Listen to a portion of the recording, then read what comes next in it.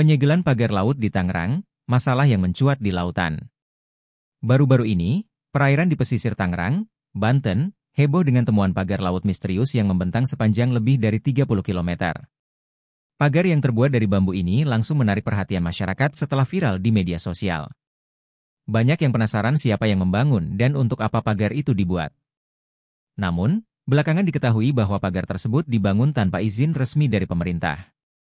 Setelah mendapatkan laporan dari berbagai pihak, termasuk nelayan yang mengeluhkan keberadaan pagar yang mengganggu aktivitas mereka, Kementerian Kelautan dan Perikanan, KKP, akhirnya turun tangan.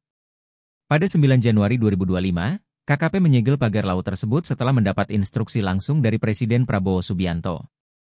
Awal mula temuan pagar laut.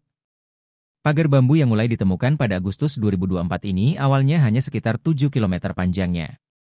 Namun, seiring berjalannya waktu, panjangnya terus bertambah hingga mencapai 30,16 km. Penemuan pertama kali dilakukan setelah adanya laporan dari warga yang tergabung dalam Himpunan Nelayan Seluruh Indonesia, HNSI, yang merasa keberatan dengan pembangunan pagar tersebut. Pihak berwenang kemudian menindaklanjuti laporan tersebut, dan dalam pemeriksaan ditemukan bahwa pagar laut ini tidak memiliki izin dari pemerintah setempat, baik dari kecamatan maupun desa. Tak hanya itu, pagar tersebut juga menghalangi jalur nelayan yang biasa melaut. Bahkan ada yang mengeluhkan alat tangkap mereka yang sering tersangkut di pagar bambu itu. Penyegelan sebagai langkah tegas. Menteri Kelautan dan Perikanan, Sakti Wahyu Trenggono, dalam keterangannya menyatakan bahwa langkah penyegelan diambil karena aktivitas pemagaran tersebut jelas-jelas tidak memiliki izin yang sah, khususnya kesesuaian kegiatan pemanfaatan ruang laut, KKPRL. Tanpa izin yang jelas, tentu kegiatan seperti ini bisa merugikan banyak pihak, termasuk nelayan yang sudah bergantung pada perairan tersebut untuk mencari nafkah. Presiden Prabowo Subianto juga memberikan arahan agar pemerintah bertindak cepat dan tegas dalam menangani masalah ini demi menjaga wibawa pemerintah. Negara tidak boleh kalah, tegas Prabowo. Dampak terhadap nelayan dan masyarakat. Keberadaan pagar laut ini tentunya berdampak besar pada kehidupan nelayan setempat.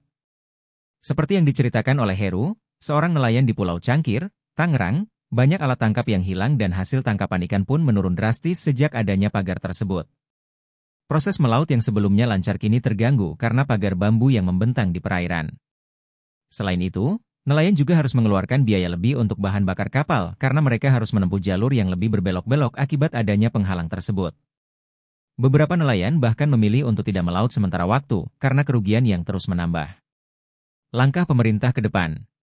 Pemerintah, melalui KKP, memberi tenggat waktu 20 hari kepada pihak yang bertanggung jawab atas pembangunan pagar untuk segera membongkarnya secara sukarela.